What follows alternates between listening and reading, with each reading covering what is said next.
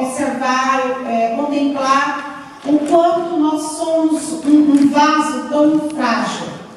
Olhando pela palavra de Deus, estudando sobre o vaso, ele era muito simples. Na época do apóstolo Paulo, comprava-se um vaso de barro por 2 moedas de cobre.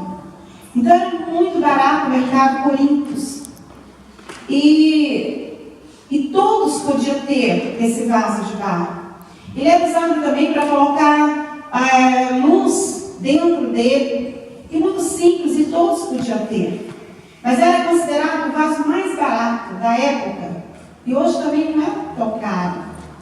Mas o apóstolo Paulo, ele traz essa mensagem de uma forma tão especial. Ele mostra a nossa fragilidade.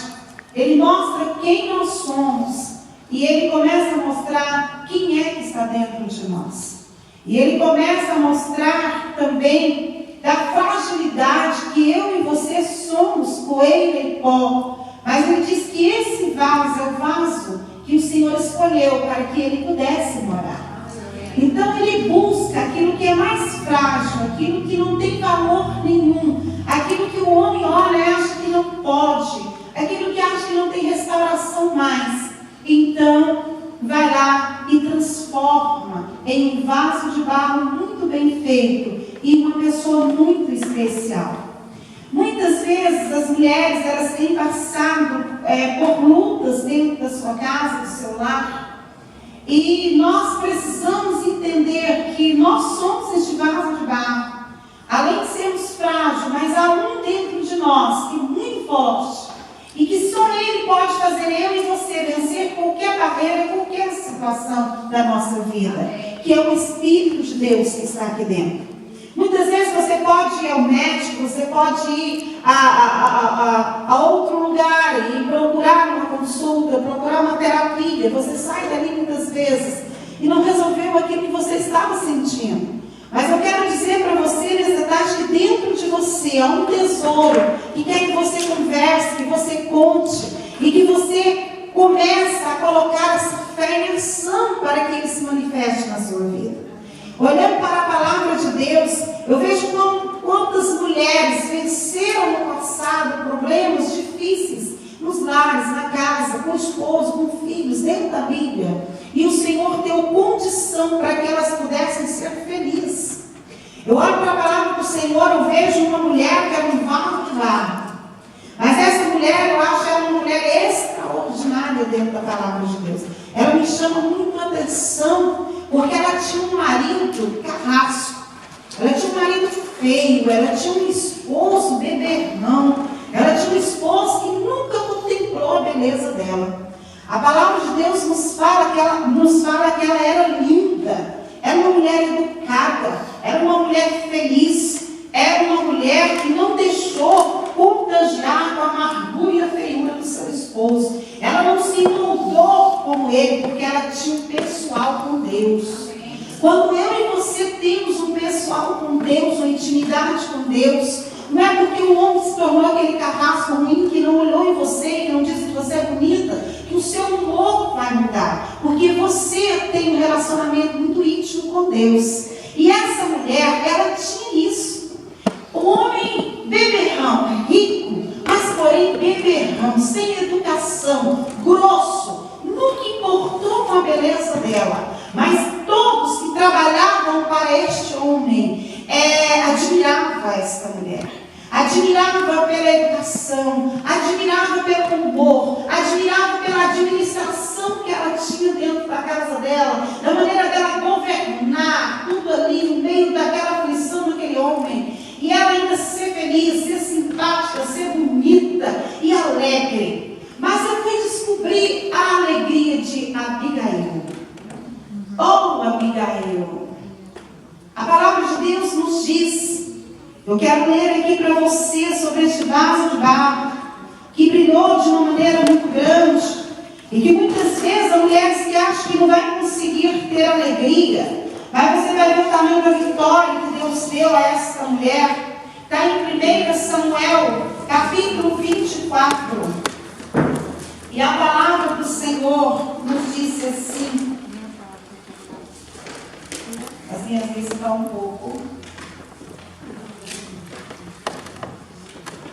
No capítulo 24,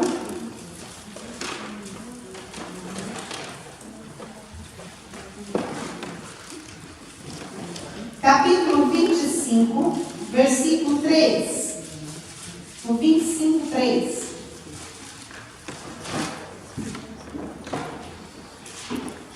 Seu nome era Nabal, e o nome de sua mulher era Abigail. Mulher inteligente, bonita, mas seu marido, descendente de Caleb, era rude e mau. Veja bem, como pode uma mulher vencer nesse tempo qual ela está, num casamento que verdadeiramente, totalmente oposto, não tinha nada a ver um com o outro.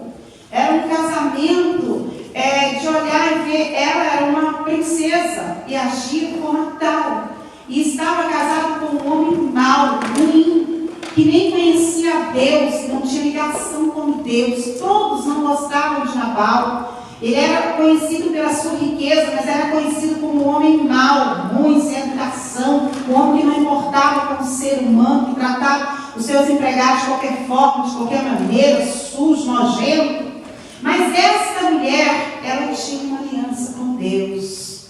Era uma mulher que clamava a Deus. Era uma mulher que conhecia o Deus de Israel. Então, a coisa mais importante para cada um de nós, que somos simplesmente um vaso de barro, é entender a grandeza do Deus que nós servimos. Amém. E entender o tamanho dessa grandeza que habita em nós e que nele nós podemos todas as coisas. Amém, Jesus. Quando você entender isso, nada mais vai ser difícil para a sua vida. Eu quero dizer para você que a minha aliança e a sua aliança com Deus não pode mudar por causa do humor do seu marido, dos seus filhos. Eu quero dizer para você que o meu casamento com Cristo é com Cristo. A minha salvação, ela é individual. E eu tenho que saber, como foi dito aqui, dividir as coisas na minha vida. Eu preciso, não é porque o meu esposo se desviou, eu também vou me desviar. Não é porque o meu esposo tem a boca suja, eu também vou ficar com a boca suja. Não é porque o meu esposo é mentiroso, que eu também vou ser mentirosa. Não, não tem nada a ver. Tornamos-se um corpo, uma alma só. Mas a salvação não vai subir os dois, tem que estar preparados. Porque não adianta eu me preparar, porque aí ele não vai preparar, porque ele vai comigo, eu vou levar um, não vou. Salvação, Jesus é tão justo que ele diz que cada um tem que buscar a sua. Então eu quero dizer para você que isso aconteceu com essa mulher, Abigail. Ela teve esse tesouro dentro dela.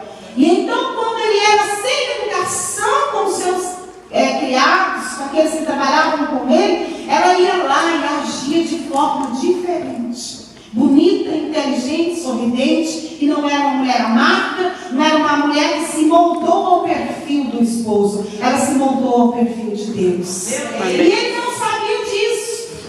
Ela não ficava falando, ela era silenciosa, buscava a Deus no silêncio, porque ele não gostava do Deus de Israel, ele não tinha aliança com Deus de Israel, ele odiava Israel, ele queria matar, ele proibiu Davi de comer na sua casa, de dar comida para Davi. Ele não queria nem saber do Deus de Davi. Ele ria de Davi, riu, não quis, não aceitou. Então ele era adorador de Baal, não tinha aliança com Deus. Mas ela, na sua intimidade de mulher de Deus, ela tinha uma aliança com Deus, ela tinha um compromisso com Deus, ela clamava a Deus, ela buscava a Deus, e ela fez uma diferença de uma maneira tão tremenda que Deus moveu a favor dela. Aleluia, Deus. Então não há causa na sua vida, na minha vida, que Deus não possa mover. Não existe, existe impossível para o homem, para Deus. Não existe impossível. Não existe impossível para o nosso Deus. Aí quando eu vejo essa mulher contornando ali uma situação de morte, uma situação de estrago ali, ela observa naquele momento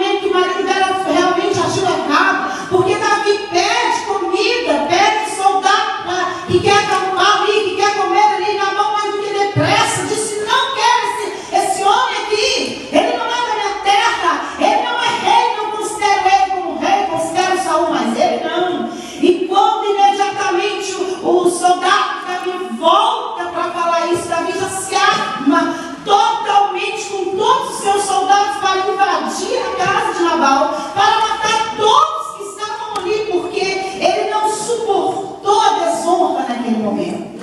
Então a palavra do Senhor diz que Abigail, com toda a sua gentileza, nega aquela que sabe administrar neste momento difícil, não avisa para o esposo, ela corre. A palavra do Senhor diz que ela pega os seus criados, pega o seu cavalo e vai com comida e corre atrás até alcançar Davi, para que Davi não chegasse e matasse todos que estivessem ali. A palavra do Senhor diz que ela se curva diante do rei, ela reconhece ele como rei, ela se dobra, e ela diz: ó rei, tamanha fúria tu vai levar para dentro da minha casa. Os meus criados, todos que estão trabalhando, não têm culpa da desonra que o meu esposo está te causando. Por favor, não faça isso. Não entre com a espada, mas eu trouxe comida e eu quero abençoar se você aceitar. Mas eu estou aqui no lugar do meu esposo. Tu és rei. Eu sei que tu tem guardado, que tu tem livrado todos aqueles que moram por perto. Então perdoa, mas não mata, porque o estrago vai ser demais. Então naquele momento o rei Davi, ele fica surpreso. Ele foi surpreendido por